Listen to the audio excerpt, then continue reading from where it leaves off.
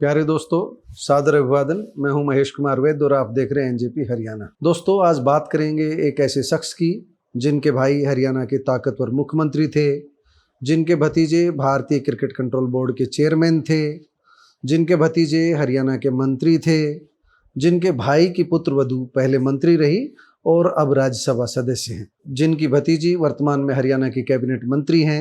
लेकिन इतना सब कुछ होते हुए भी उन्होंने कभी भौतिकवाद की चकाचौंध को पास पटकने नहीं दिया। सही मायने में वह असली गांधीवादी थे, सादगी की प्रतिमूर्ति थे, सादगी के प्रतीक थे। 3,000 रुपये महीना बुढ़ापा पेंशन उनका सहारा थी। कभी बीमार हुए तो सरकारी अस्पताल में दवाई लेने पहुंच गए, लेकिन भाई के नाम का फ़ायदा नहीं उठाया। हम बात कर रहे हैं हरियाणा के 3 बार मुख्यमंत्री रहे चौधरी बंसीलाल के भाई हरि सिंह की। गोलागढ़ गांव में बेहद सादगी के बीच जीवन गुजारते रहे हरि सिंह आज नहीं रहे, लेकिन उनकी यादें लंबे समय तक भुलाई नहीं जा सकेगी। जिस तरह प्रधानमंत्री नरेंद्र मोदी अपने परिवार से दूरी बनाकर रह रहे हैं, ठीक उसी तरह हरि सिंह भी सीएम हाउस से दूर रहे। लेकिन मोदी और हरि सिंह की सादगी में जमीन आसमान का अंतर है। मोदी ने राजनीति में आने के लिए, राजनीति में अधिक काम करने के लिए घर का मोह छोड़ा, लेकिन हरि सिंह ने तो सादा जीवन जीने के लिए राजनीति से खुद को दूर रखा।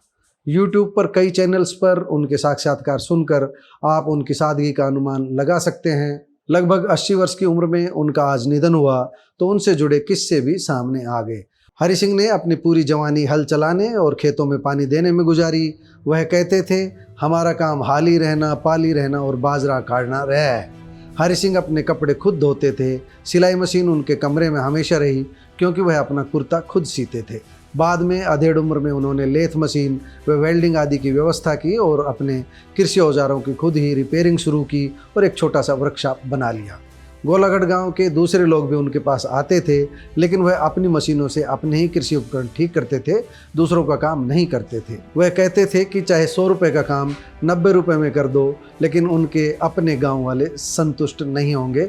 इसलिए वह केवल अपनी मशीनों को ही ठीक करने का काम करते थे, और वो इसलिए मशीनें ठीक करते थे अपनी, ताकि उन्हें बार बार शहर के चक्कर नहीं लगाने पड़े और दूर नहीं जाना पड़े, और कम खर्चे में उनको खेती की उत्पादन लागत नहीं बढ़नी पड़े। कम खर्चे में वे अपनी खेती कर सके। हरि सिंह 4 भाइयों में सबसे छोटे थे। जब भी उनसे यह सवाल किया गया कि क्या चौधरी बंसीलाल ने आपकी मदद नहीं की, तब उनका एक ही जवाब रहा, मुझे गांव और खेत पसंद थे, मोटा खाना और मोटा पहनना पसंद रहा, लेकिन बंसीलाल की तारीफ करना कभी भी नहीं भूले। वह कहते थे, उनके भाई बंसीलाल ने जितने काम करवाए उतने काम कोई दूसरा चीफ मिनिस्टर अब तक नहीं करा पाया है। हालांकि किरण चौधरी व उनकी बेटी श्रुति चौधरी से उनकी पटरी कभी नहीं बैठी, लेकिन रणवीर महिंद्रा के परिवार के प्रति, अनिरुद्ध के प्रति उनका झुकाव नजर आता था।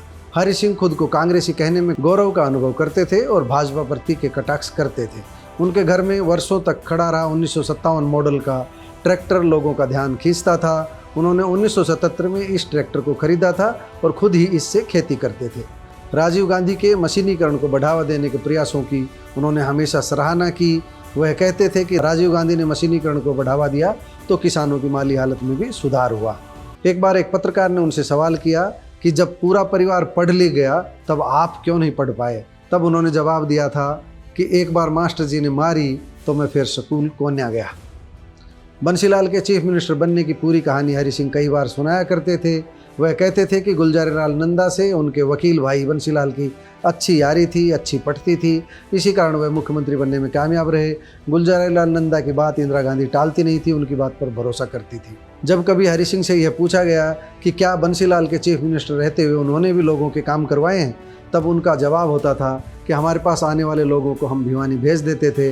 बंसीलाल चंडीगढ़ से आते तो भिवानी ही रुकते थे। वह हमारे कहने से लोगों के वाजिब काम कर देते थे, कभी मना नहीं किया। वह घर से दूर अपने वर्कशॉप के निकट बने कमरे में ही रहते थे। एक लालटेन और पुरानी केतली इस कमरे की शोभा बढ़ाती रही थी। वह कहते थे, सरकार से 100 रुपया रोज़ मिलता है, यानी कि वह वृद्धावस्था पेंशन ले रहे थे। सरकारी अस्पताल से दवाइयाँ लेना और बुढ़ापा पेंशन से गुजारा करना। क्या आप सोच सकते हैं एक पूर्व मुख्यमंत्री का भाई इतनी सादगी से रह रहा होगा? वह चाहते तो भाई के नाम का फ़ायदा भी उठा सकते थे, क्योंकि बंसीलाल से उनके रिश्ते बेहद मीठे थे। लेकिन वह कहते थे, जिसकी झोली पाट जा उसकी भरे को नहीं।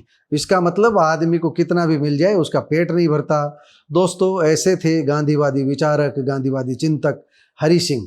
आपको हमारी ये रिपोर्ट कैसी लगी कमेंट बॉक्स में जाकर बताइएगा जरूर। एनजेपी परिवार की ओर से भी हरि सिंह को श्रद्धांजलि। नमस्कार।